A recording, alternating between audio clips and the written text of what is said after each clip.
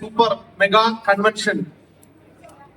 So I am not fluent in Hindi, so I would like to speak in my mother tongue Malayalam. English? Malayalis. 11 വർഷം മുമ്പ് ഈ ബിസിനസ്സിലേക്ക് വന്നു. Oh my God.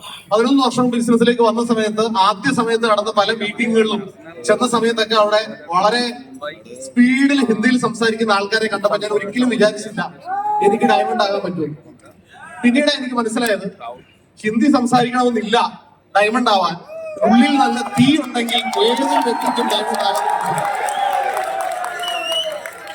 എനിക്ക് തൊട്ടു മുമ്പ് കടന്നുപോയ UTC എന്ന കാറ്റഗറി നോക്കിയ സമയത്ത് 9 വ്യക്തികൾ UTCയിലുള്ളതിൽ 6 പേരും മലയാളികളാണ് എന്നുള്ളത് 180 കോടിക്കടുത്ത് ജനസംഖ്യയുള്ള ഈ മഹാരാജ്യത്തിൽ വെറും 3.5 കോടി മാത്രം വരുന്ന കേരളക്കാരൻ നമ്മുടെ ജനസ് മോശമല്ല എന്ന് നമുക്ക് മുമ്പ് പോയ UTCമാർ തെളിയിച്ചിട്ടുണ്ട്. അതുപോലെ തന്നെ ആവേശത്തോടെ ബിസിനസ് ചെയ്യാൻ തയ്യാറാകുക. എന്റെ ബിസിനസ് എന്റെ ഉത്തരവാദിത്വം എന്ന് മനസ്സിലാക്കുക.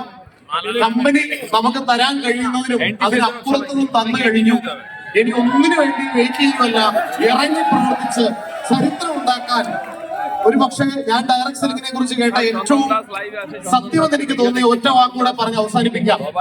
കഴിഞ്ഞ 3 തലമുറയായി നിങ്ങൾ അനുഭവിക്കുന്ന സകല ദാരിദ്ര്യവും ഒരൊറ്റ തലമുറയെ കൊണ്ട് അവസാനിപ്പിക്കാൻ കഴിവുള്ള ഒരേ ഒരു ഇൻഡസ്ട്രി എന്ന ലോകത്തുള്ളൂ. Direct selling and my marketing global private limited.